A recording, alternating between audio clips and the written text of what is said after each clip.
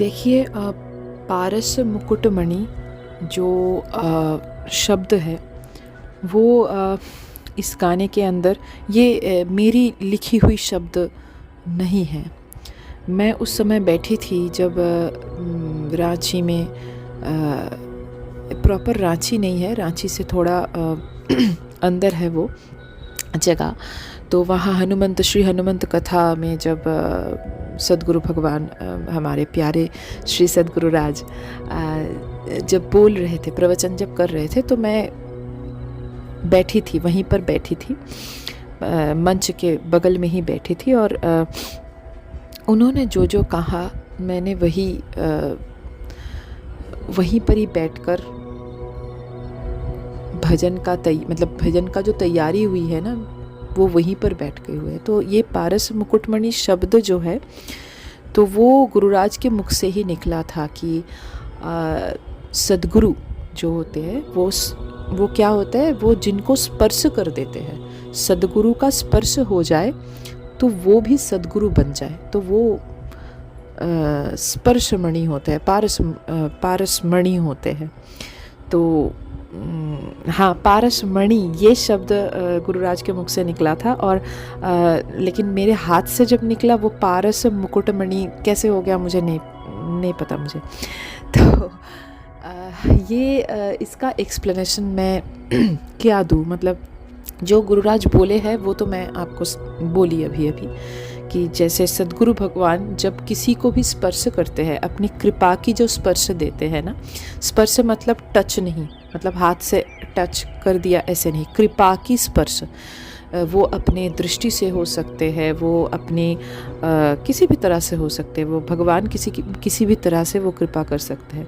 दंड कृपा भी हो सकते हैं शासन दंड अनुशासन में रखना या डांटना, बहुत जोर से डांट देना, अपमान कर देना, वो भी सद्गुरु का कृपा ही होता है। तो कैसे भी आपको स्पर्श कर दे तो वो किसी को अगर चाहे तो सद्गुरु बना सकते हैं, है ना, स्पर्श के माध्यम से, कृपा स्पर्श के माध्यम से। ये तो हो गया मतलब जनरल जो मतलब सोच। मैं जब एक ग्रंथ है, आप लोगों ने शायद पढ़े नहीं है, उसका नाम है लाइफ बियॉन्ड कॉम्प्लिकेशंस। तो वो वैदेही तमान जी ने बड़े ही सुंदर से उसको लिखी। इस ग्रंथ का जो मुझे अच्छा लगा कि अंग्रेजी जो शब्द है ऐसा वैदेही जी ने चयन करके वहाँ फिट किया उसको कि वो मतलब कोई भी समझ सकते हैं पढ़ के। मतलब ऐसा नहीं कि अंग्रेजी का महापंडित होना है फिर वो मतलब ग्रंथ समझ में आएगा, ऐसा कोई बात नहीं है। कोई भी मतलब एक बच्चा भी समझ सकते हैं और एक बूढ़े भी समझ सकते हैं, कोई भी समझ सकते हैं। तो खाली उसको अंग्रेजी पढ़ना आना चाहिए, मतलब समझ जाएगा वो। तो वो जो ग्रंथ है वो गुरुराज के ऊपर है, गुरुराज के जीवन के ऊपर है। गुरुराज जो बताए हैं वैदेही जी को, वैदेही जी वही एक भी शब्द इधर उधर नहीं किए और बड़े सुंदर से उसको लिखे हैं। तो मैं जब उस ग्रंथ को पाठ की तो मैं एक समय था मैं रोज़ पाठ करती थी। इस ग्रंथ को पाठ करते करते मैं बहुत मतलब चिंतन करती थी, मतलब विजुअलाइजेशन एक होता था। ये कैसे होता था मुझे नहीं पता, जैसे मैं उस घटना को मैं देख पाती थी आँखों के सामने। तो सद्गुरु भगवान की कृपा ही है, तो उसको मैं अनुभव कर पाती थी, मैं उसको देख पाती थी। और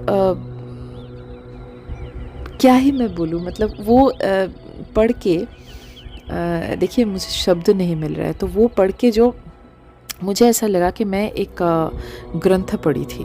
उस ग्रंथ का नाम है सिद्धार्थ, है ना। तो वो यहाँ का नहीं है, अंग्रेजी ग्रंथ है, पाश्चात्य देश का है।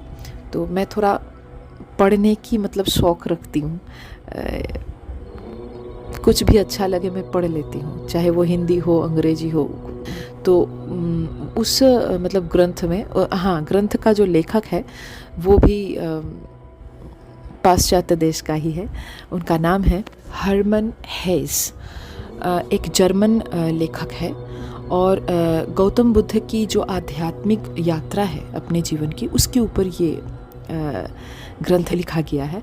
तो वो ग्रंथ में एक अंश था जहाँ सिद्धार्थ के जो बचपन का समय है वो बड़े ही सुंदर भाव से लिखा है उन्होंने, मुझे बहुत अच्छा लगा था। और मतलब ऐसा सुंदर भाव से उन्होंने लिखा है कि आप उसको देख पाओगे। तो मुझे याद है मैं जब पहली बार लाइफ बियॉन्ड कॉम्प्लिकेशंस को पाठ की तो मुझे लगा कि मैं उसी सिद्धार्थ को देख रही हूँ।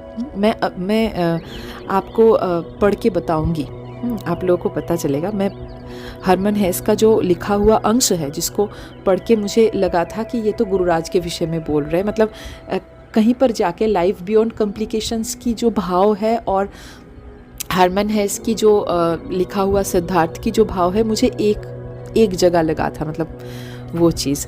और श्री कृष्ण का जो मतलब बाल जो लीला है उनकी, तो ये तीनों जाके मतलब life beyond complications, Shrimad Bhagavat और हरमन हेस, तीनों जाके मतलब एक जैसे हो गए। कैसे हो गए मतलब पता नहीं, मैं विजुअलाइज कर रही थी। और मुझे लगता है कि आप ये सुनोगे तो आपको भी लगेगा। मैं ये 3 जगह अगर एक के बाद एक आपके सामने पढ़ूं, पाठ करूं इसको, तो आपको भी लगेगा कि हाँ ये तो एक ही बात बोल रहे हैं। मतलब जो श्री कृष्ण का बाल लीला है वही हरमन हेस दिखाया है सिद्धार्थ के रूप में, और वही चीज़ लाइफ बियॉन्ड कॉम्प्लिकेशंस में मैं अभी आपको पढ़ के बताऊंगी वो। तो वो जो चित्र है तो वो ऐसा सेट हो गया, तो वो बोलते हैं ना कि मतलब कोई भी छुड़ाना चाहे तो फिर भी ना छूटे, ऐसा मतलब इंजेक्ट हो गया है वो भाव। तो इसीलिए मेरे लिखा हुआ हर एक भजन जो गुरुराज के ऊपर है, आपको वही भाव शायद अगर सद्गुरु की कृपा हो तो तो आपको समझ में आएगा।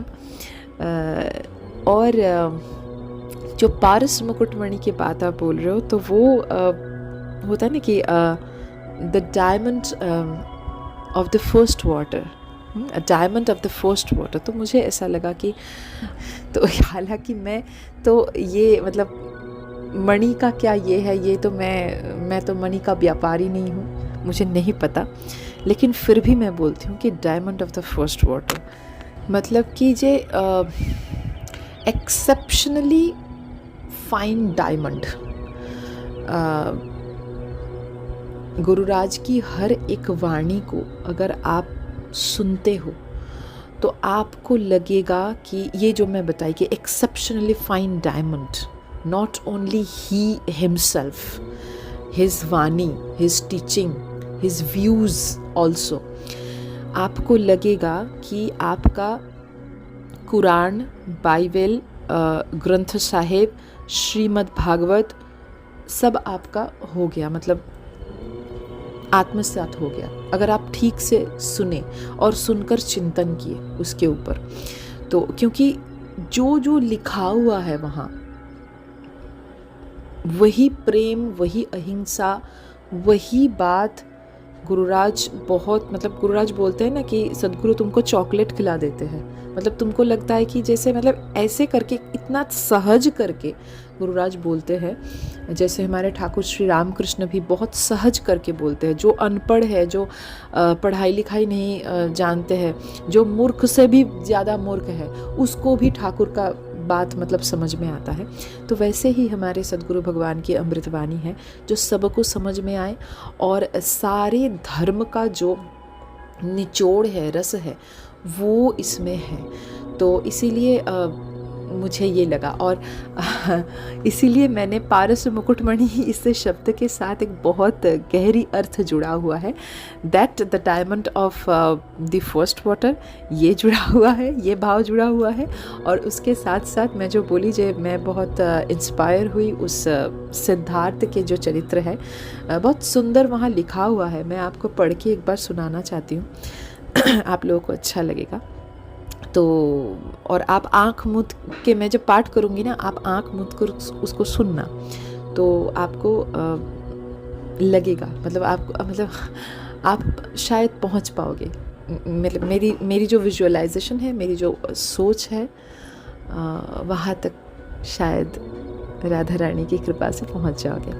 तो मैं आपके लिए थोड़ा सा अंश सिद्धार्थ की मैं पढ़ती हूँ, उस जर्मन लेखक की जो सिद्धार्थ करके जो नॉवल है, थोड़ा सा अंश मैं पढ़ती हूँ उससे।